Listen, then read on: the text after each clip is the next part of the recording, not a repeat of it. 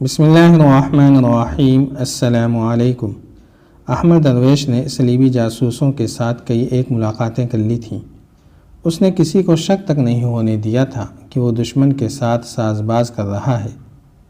اس نے مرکزی دفاتر میں اتنا اثر و رسوخ پیدا کر رکھا تھا کہ وہ پرانی دستاویزات تک پہنچ گیا۔ وہاں سے اس نے جو کاغذات چوری کرائے ان میں بظاہر اوٹ پٹانگ سی لکیروں کا ایک نقشہ تھا۔ دراصل یہ کاغذات نہیں، کپڑے اور کاغذ کے درمیان کی کوئی چیز تھی۔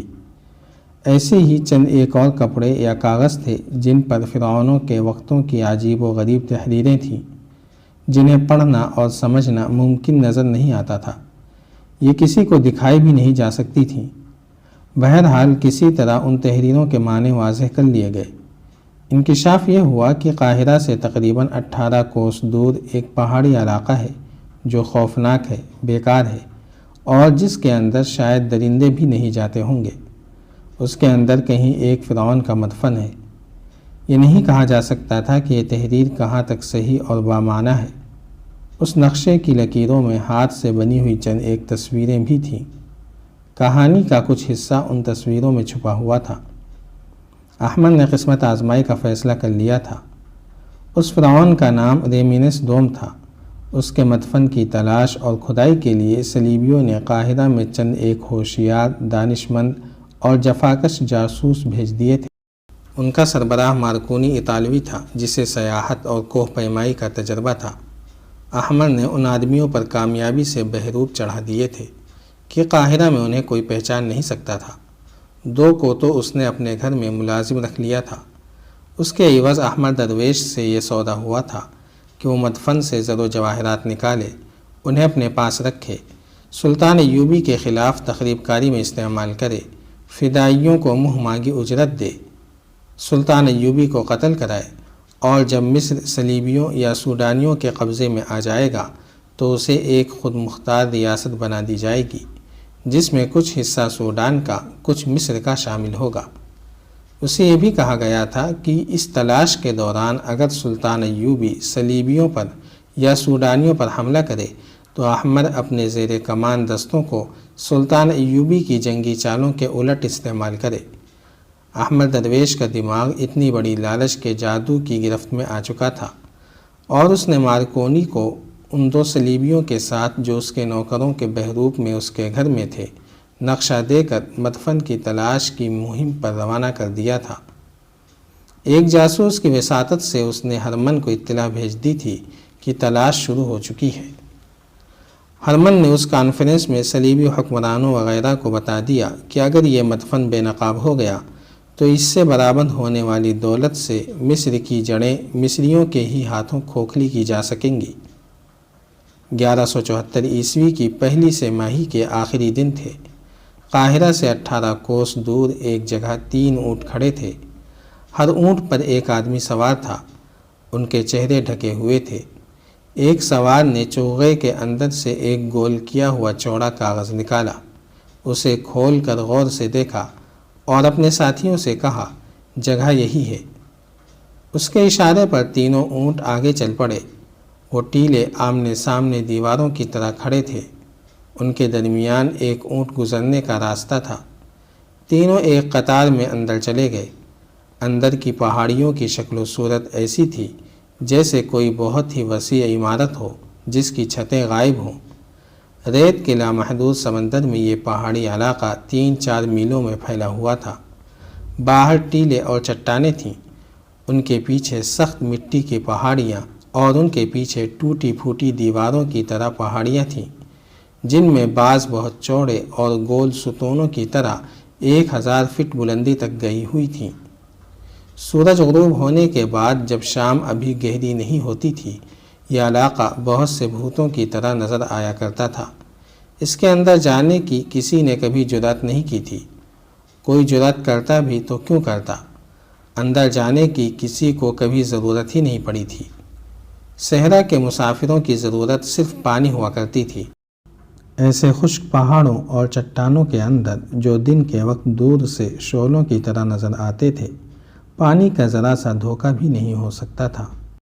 یہ جگہ کسی راستے میں بھی نہیں پڑتی تھی، میلوں دور سے نظر آنے لگتی تھی۔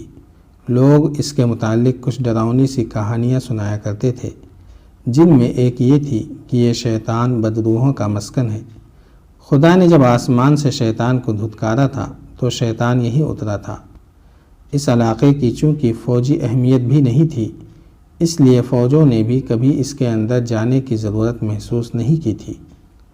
ایسے علاقے کے اندر ریت، موت اور صحرائی درندوں کے سوا اور ہو ہی کیا سکتا تھا۔ اس ہولناک خطے کی تاریخ میں غالباً یہ پہلے 3 انسان تھے جو اس کے اندر چلے گئے تھے۔ انہیں وہیں جانا تھا، کیونکہ ہزاروں سال پرانا نقشہ اسی جگہ کی نشاندہی کر رہا تھا۔ صرف ایک لکیر شک پیدا کرتی تھی۔ یہ ایک ندی کی لکیر تھی، مگر وہاں کوئی ندی نہیں تھی۔ اس جگہ اب ایک بڑا ہی لمبا نشیب نظر آتا تھا، جس کی چوڑائی 12-14 گز تھی۔ اس کے اندر کی ریت کی شکل و صورت بتاتی تھی کہ صدیوں پہلے یہاں سے پانی گزرتا رہا ہے۔ اسی نشیب نے جو قریب ہی کہیں ختم ہونے کے بجائے دریائے نیل کی طرف چلا گیا تھا، شتر سواروں کو یقین دلایا تھا کہ وہ جس جگہ کی تلاش میں ہے وہ یہی ہے۔ ان سواروں میں ایک مارکونی اطالوی تھا اور 2 اس کے ساتھی تھے، تینوں صلیبی تھے۔ انہیں سلطان ایوبی کے ایک کمانڈر احمر درویش نے فرعون ریمینس دوم کے مدفن کی تلاش کے لیے بھیجا تھا۔ نقشے کے مطابق وہ صحیح جگہ پر آ گئے تھے۔ اب اندر جا کر یہ دیکھنا تھا کہ یہ جگہ کس حد تک صحیح ہے۔ مارکونی نے اپنے ساتھیوں سے کہا کہ اپنے آپ کو خدا سمجھنے والے فرعون اپنی آخری آرام گاہ ایسے جہنم میں بنانے کی سوچ بھی نہیں سکتے تھے۔ احمد اور ہرمن نے ہمیں ایک بیکار آزمائش میں ڈال دیا ہے۔ اس کے ساتھیوں نے اسے اپنا کمانڈر سمجھتے ہوئے کوئی مشورہ نہ دیا۔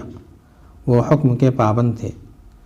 مارکونی سخت جان صلیبی تھا، ہمت ہارنے کا قائل نہ تھا۔ وہ آگے آگے چلتا رہا۔ وہ جوں اندر جا رہے تھے، چٹانوں کی شکلیں بدلتی جا رہی تھیں۔ ان کا رنگ گہرا بادامی بھی تھا، کہیں کہیں ان کا رنگ مٹیالہ بھی تھا۔ ان میں ریتیلی سیلوں کی چٹانیں تھیں اور مٹی کے سیدھے کھڑے ٹیلے بھی۔ ڈھلانوں سے ریت بہتی نظر آتی تھی۔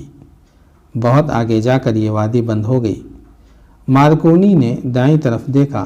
ایک ٹیلہ درمیان سے اس طرح پھٹا ہوا تھا جیسے زلزلے نے دیوار میں شگاف کر دیا ہو۔ شگاف میں سے جھانکا، یہ ایک گلی تھی جو دور تک چلی گئی تھی۔ اونٹ کا گزرنا مشکل نظر آتا تھا۔ مارکونی نے اپنا اونٹ شگاف کی گلی میں داخل کر دیا۔ اس کی ٹانگیں دونوں طرف ٹیلوں کے دیواروں سے لگتے تھے۔ اس نے ٹانگیں سمیٹ کر اونٹ کی کوہان پر رکھ دی۔ پچھلے سواروں نے بھی ایسا ہی کیا۔ اونٹوں کے پہلو دائیں بائیں لگتے تھے تو مٹی نیچے گرتی تھی۔ ٹیلا 2 حصوں میں کٹ کر دور تک چلا گیا تھا۔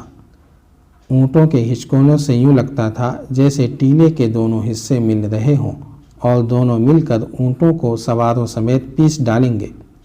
آگے جا کر اوپر دیکھا تو دور اوپر ٹیلے کے دونوں حصوں کی چوٹیاں آپس میں مل گئی تھیں۔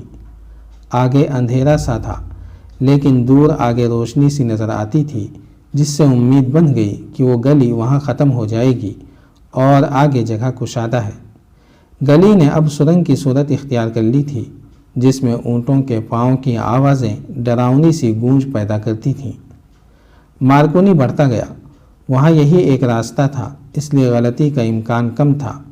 سامنے روشنی کا جو دھبا تھا وہ پھیل رہا تھا۔ سرنگ ختم ہو رہی تھی۔ جاری ہے۔ اگر آپ کو یہ قسط وار سلسلہ پسند آ رہا ہے تو لائک، شیئر اور کمنٹ کے ذریعے ہماری حوصلہ افزائی کریں۔ جزاک اللہ خیرا۔